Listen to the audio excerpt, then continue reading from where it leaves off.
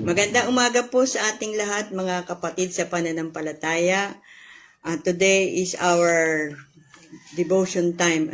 So, ako po si Pastor Ani David mula po sa Presence Church, Philippines, Assemblies of God.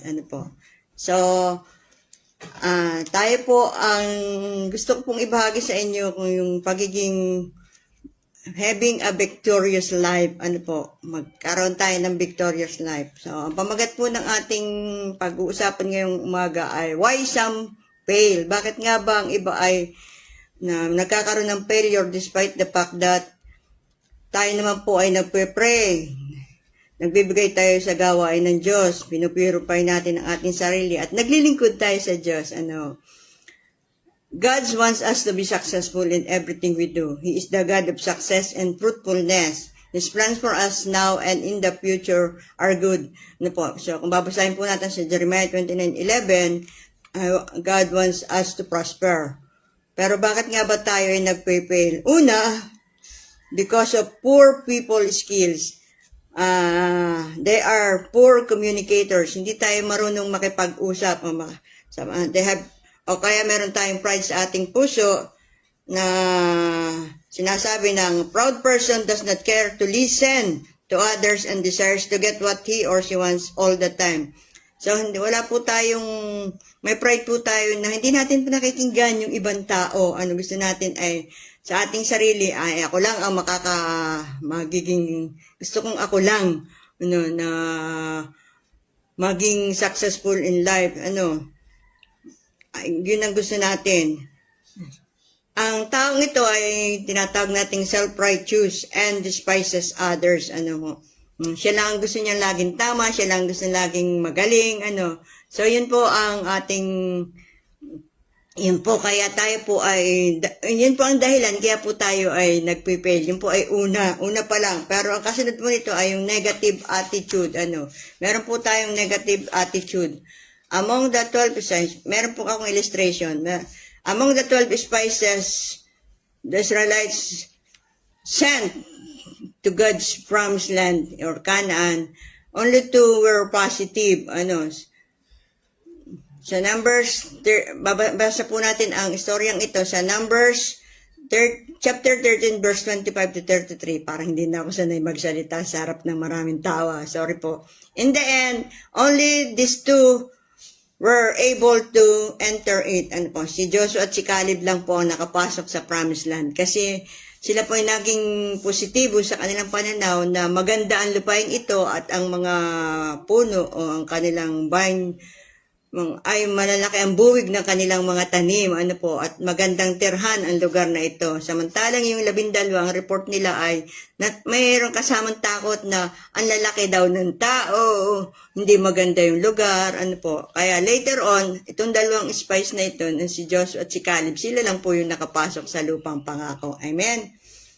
We can neither choose the circumstances that will happen to us nor the people that will cross our path, but we can choose what to think about our situation. Sa Philippians 4:8, hindi po natin kayang kontrolin ang mga sirkumstansya ng buhay at ganun din ang mga taong dinalagay sa ating harapan. Pero mayroon po tayong kaparaanan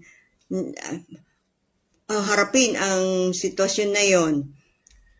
There are times when we cannot change our surroundings, but we can change our mental attitude. It is important to view life with a positive attitude.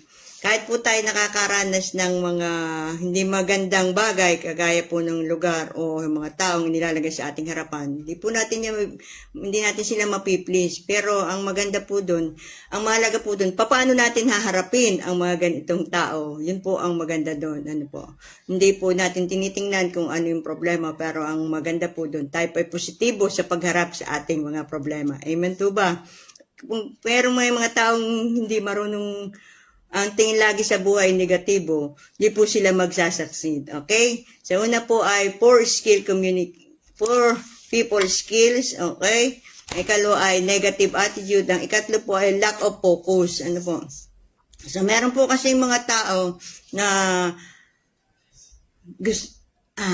gusto niya ay gawa siya ng gawa. Maganda naman po yun. Gusto niya maglilingkod. Tinanggap niya yung pagiging women's director, tinanggap niya yung pagiging treasurer, tinanggap niya yung pagiging diakono, tinanggap niya lahat.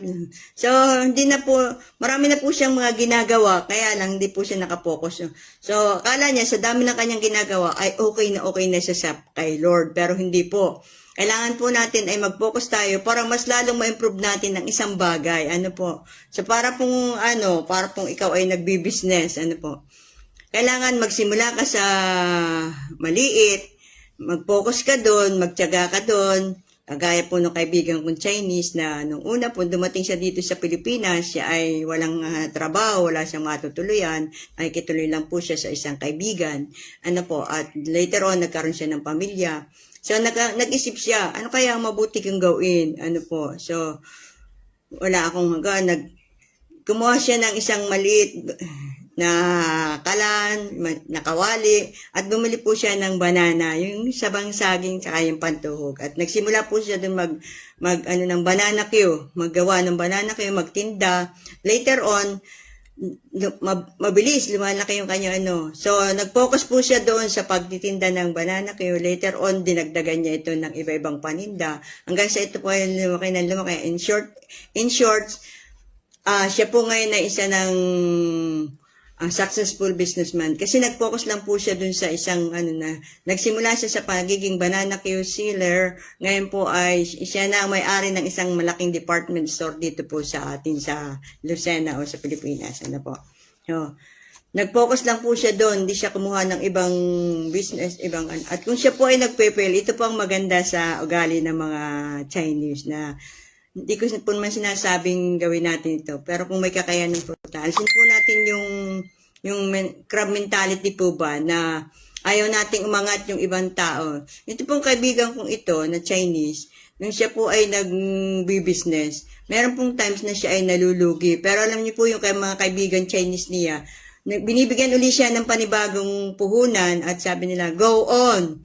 Kaya mo yan. So, mag-focus ka lang sa iyong ginagawa. Ano po? At so, yun nga po ang ginawa ng kaibigan kong Change Net. Kaya ngayon, siya po ay isa na sa may-ari ng isang department store o malaking mall dito sa Lucena. Ano po? Mag-focus po tayo. Huwag po tayo kung hamo-hamo ng gagawin. Tapos wala naman pong magandang result ang nangyayari. Kasi nga, hindi natin mabigyan ng focus yung ating ginagawa at napapabayaan natin kasi marami tayong iniisip dito sa ganito. Ako ay WM president, ako ay treasurer dito, ako ay diakono ng church dito. So bawat isa po ay maraming gawain yan. Kailangan ma-improve mo ang bawat department na pinagkatiwala sa'yo ng Panginoon. Pero kung ikaw ay maraming hinawakan, hindi ka makapokus. So yun po, nawawala tayo sa focus, kaya minsan tayo ay bumabagsak sa ating buhay. Okay, ang kasunod po ay weak commitment. Okay, ang number 4 ay weak commitment. Jesus did not only start God's will, but this was very determined to accomplish it. John 4:34. Because of his commitment to his mission of saving men by dying on the cross, he succeeded. We must not start a task we are not committed to finish. Ano po? So, kung tayo po ay merong gagawin, o meron tayong isang organization na sinamahan, we must commit ourselves to that. Huwag ka pong tatanggap ng isang commitment na hindi mo kayang tapusin. Ano po? Yun po ang sinasabi ng Panginoon sa atin. Para po, at the end of the day, sa Proverbs 19:24 po, basahin natin yun. A committed person, no matter how many times he or she falls, rises again. Proverbs 24:16. We should not allow failure to conquer our hearts. Hindi po tayo dapat tumigil na para po bang tayo magmumukmuk na lang kapag tayo ay nalugi or nawala ng mahal sa buhay. Hindi po yun end of the world. Meron pa pong ibang plano ang Diyos. We'll learn to lose the battles of life. We must persevere until we finish God's missions in our lives. Ano po? Isang araw ako po ay nagmumuni-muni sa bahay namin. Ako po, ako'y lungkot na lungkot kung anong nasa isip ko. Ano po. Nag-text po ako dun sa aming presbyter at sinabi ko yung laman ng aking puso. Alam niyo po, sabi niya, hayaan mo ang kalooban ng Diyos ang mangyari. Ano po. So, minsan, inuunahan natin ang Diyos ano po. So, mahina po yung ating commitment sa, inuunahan natin ang kalooban ng Diyos. Huwag po nating unahan ang kalooban ng Diyos, Number 5 po, unwillingness to change, yan. Mayroon po akong kilalang pastor. Huwag na lang pastor. May kilala akong kaibigan, kapamanding ka po. With a narrow thinking, cannot bear fruits. Hindi po siya namumunga.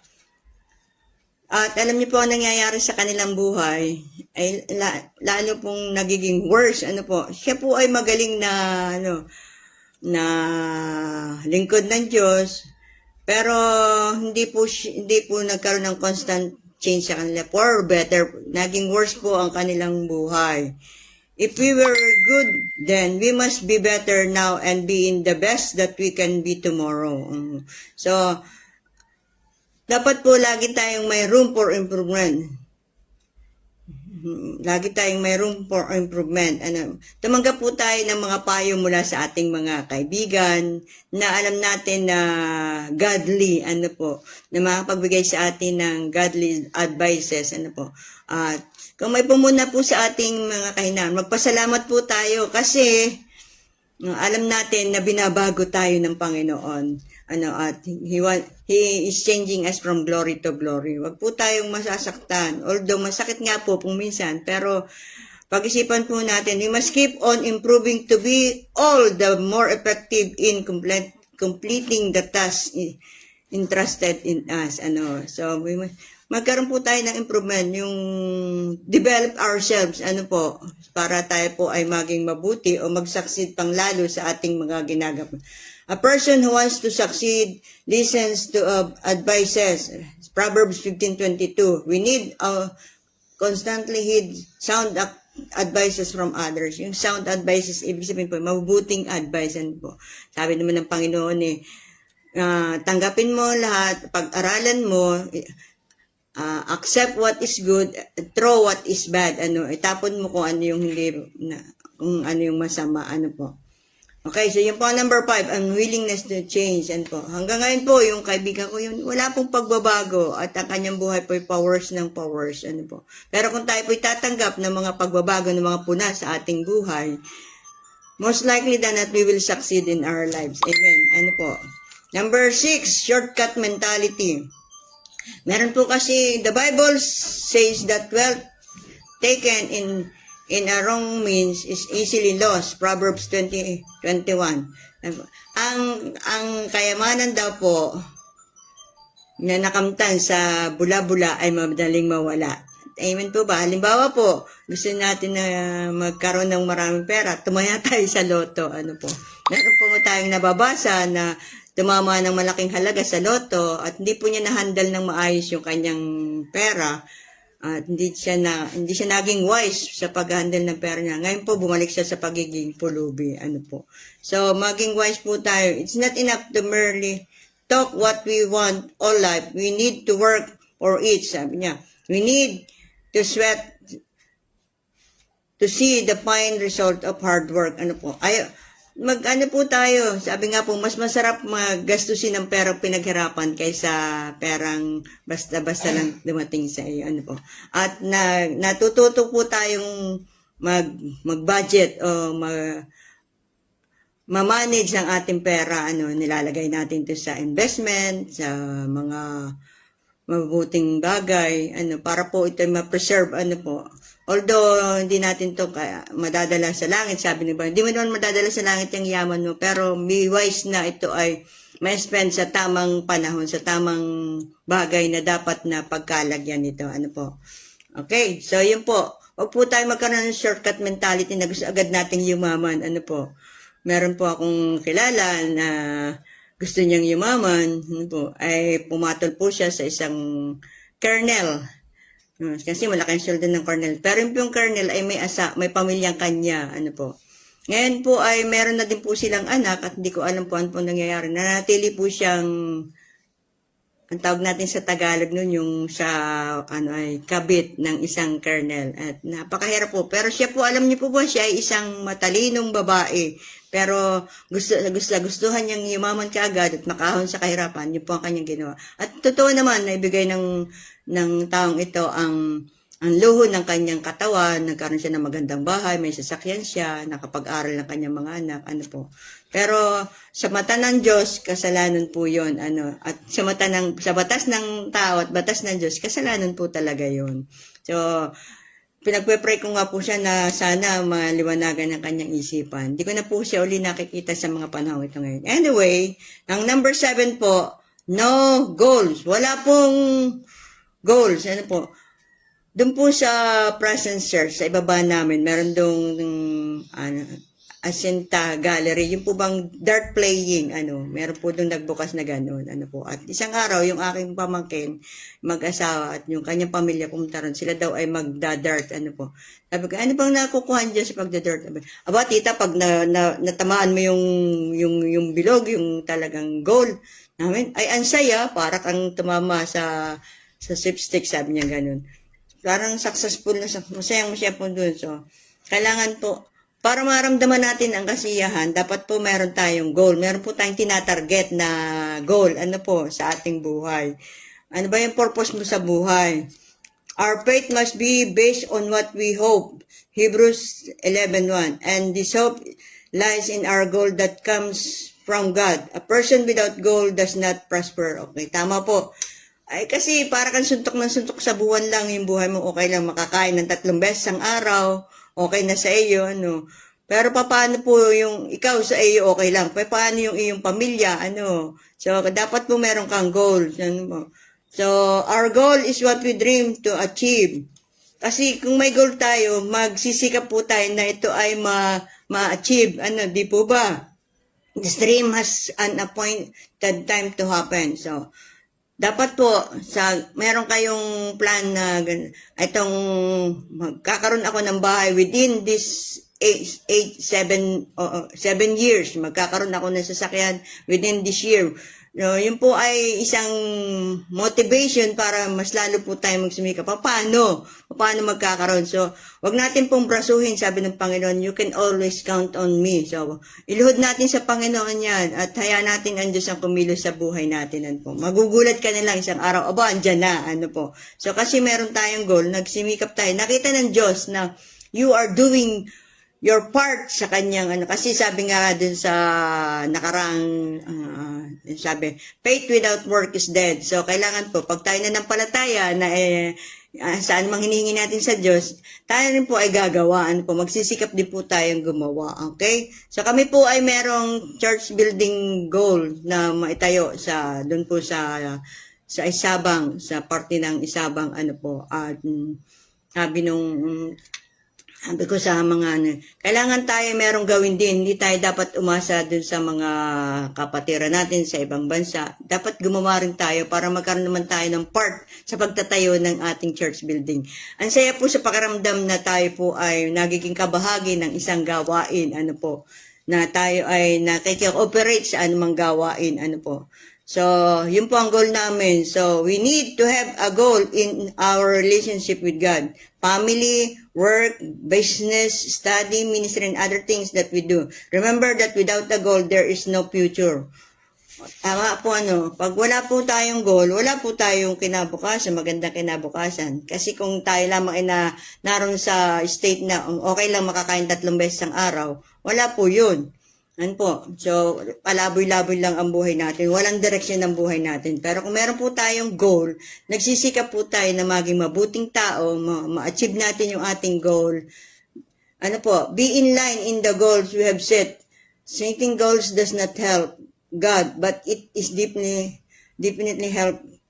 It is a definitely help to us. Po. Di po, kasi ang Diyos po ay sangkap na sa kanyang bahay. Siya po ay sufficient enough. So, hindi niya kailangan yon. Pero ito pong pagkakaroon natin ng magandang goal. Atin to, bilang mga Kristiyano, ano ba ang goal natin? For me, my goal is to go heavenward. Po, makapiling ko ang Diyos. At the end of the day of my life, makapiling ko siya. Po, yun po ang goal ko. So, among the 7 reasons why some people fail, how many do you recognize in your own self? Alin po dito? Ulitin ko po. Ang una po ay poor people skills, walang masyadong kaalaman. Ikalawa po, negative attitude. Baka po kayo po ay negatibo pa rin sa buhay ninyo hanggang ngayon. Number 3, lack of focus. Number 4, weak commitment. Wala pong determination na tapusin na anuman sinimulan. Tandaan mo kapatid, kasama mo ang Diyos. Kung anuman ang sinimulan ng Diyos sa iyo, siya rin na magtatapos. Do it with God. Huwag mong sarilinin. Maging matatag ka sa iyong pananampalataya dahil kasama mo ang Diyos na siyang nagbibigay, nagsusupply ng lahat ng ating pangailangan. Amen? Even the Holy Spirit is with us who teaches us everything, O God. Kaya wala tayong dahilan para tayo ay maging matakot sa anumang bagay. Maging determinado tayo, huwag nating panghinayan ng ating sarili. Ginating alalahanin kasama natin Diyos. Number 4 po ay weak commitment. Ang number 5 po ay ang willingness to change. At yung number 6 ay shortcut mentality. Gusto ka agad ay yumaman or gusto ka agad ay maging ordained minister. Hindi muna dumaan sa licensed exhort. Hindi muna nagpakahirap mag-aral. Dumalo ng mga meetings na nire-required para po tayo. Pasensya na po doon sa mga tinatamaan. Sabihin mo na lang, ako yon, magbabago na ako. Susunod na po ako, Lord. Amen. Sabihin nyo na lang po ganun. So, shortcut. Gusto natin ay maging ordained minister kaagad, pero hindi nag-exam, hindi nag-aaral, hindi dumadalo sa mga meeting, hindi dumadalo sa mga pagtuturo, Number 7, no goals. Ito po ang nakakatakot. Wala na po tayong goal sa buhay. Wala na po tayong layunin. Walang direksyon ng ating buhay. Ang future po natin ay wala rin. Sabi nga po ay walang problema sa Diyos. Nasa iyo ang problema. Kung ikaw ay pinanganak na mahirap, ay hindi mo kasalanan. Pero kung ikaw ay mamatay na mahirap, yun ang iyong kasalanan. Kasi ibig sabihin nun, hindi mo kinilala na meron Diyos na pwedeng tumulong sa iyo, na meron Diyos na pwedeng mag-supply ng pangailangan mo, na meron Diyos na kapag tinanggap mo sa iyong puso at nagsisi ka na yung kasalanan, ay tinuturing kang anak niya, di po ba? So, napakalaking kasalanan po nun sa Panginoon. So, kailangan po ay meron tayong goal. Kung ano po yun, di ko po alam. Pero ang sinasabi ko ay pagbutihin po natin ang ating sarili para po ma-achieve natin yung goal na yun. Whatever it is, sa pamilya, sa Diyos. Una-una po ay sa Diyos. Ano ang goal mo sa Panginoon Diyos? Ganyan ka na lang ba habang buhay? Sa pamilya, sa trabaho, sa anumang business, sa pag-aaral mo, you achieve more. Huwag kang manatili lang ay pasang-awa. Ikaw, estudyante, pasang-awa. No, magsikap ka, be diligent enough to study, para mag-excel ka sa klase, Pero ako po natutuwa dahil yung mga anak ng mga Christian din sa aming church at kahit sa ibang church, nakikita ko po they are gumagraduate sila cum laude, summa cum laude, with flying colors, So, ibig sabihin po talagang naroon po yung patnubay ng ating Panginoon. So, kasi may goal tayo na ma-achieve. Sabi nung magkapatid, meron akong nananig na magkapatid. Nag-graduate yung kapatid ng cum laude. Sabi nung kapatid na bunso, mas lalampasan ko pa si ate. Magiging magna cum laude ako or summa cum laude ako. So, ganun po, dapat may goal tayong mga estudyante. Ganun din po sa ating ministry. Dapat po ang goal natin ay mapalago ang ating mga miyembro, mag-mature ng ating mga miyembro at mag-disciple tayo para po lumawak o magkaroon ng expansion ng ating ministry. Hindi po lamang ikaw ang gagawa, kundi may mga tao po na madi-disciple mo, na magdi-disciples to disciples others. Okay po? So, remember that without a goal, there is no future. What we do must be in line to the goals we have set. Kung ano po yung ating ginagawa, dapat ito po ay patungo dun sa ating mga goal na ating pong iniset sa ating buhay. Setting goals does not help God. Sabi ko nga po, hindi ito nakakatulong, hindi ito kailangan ng Diyos. But it is definitely helpful to us. Ito po ay malaking tulong sa atin para mag-strive po lalo tayo to become more successful in life. Sabi ko nga po, tinatanong ko sa inyo sa pagtatapos, may 2 tanong dito. Doon sa una po, alin doon sa 7 dahilan kung bakit tayo nagiging failure. Alin po doon ang tumama sa inyong sarili na kailangan nyong improve, ano po, o kailangan nyong magkaroon kayo nito. What is the meaning of this? You are not a failure if you have not allowed failure in the outside to enter you. So, meron po ditong phrase na na bibigyan ko po kayo para pagmuni-munihan niyo sa inyong sarili. Sabi dito, you are not a failure if you have not allowed failure in the outside to enter you. Hindi ka daw po bigo kung hindi mo pinayagan ang kabiguan na pumasok mula sa labas na pumasok sa iyo. Ano po? Sabihin, kailangan mag-strive po tayo to be a winner or to be a successful because we have a successful and victorious God. Dapat po ang Kristiyano ay magiging victorious. Amen po ba? Tayo pong lahat ay manalangin.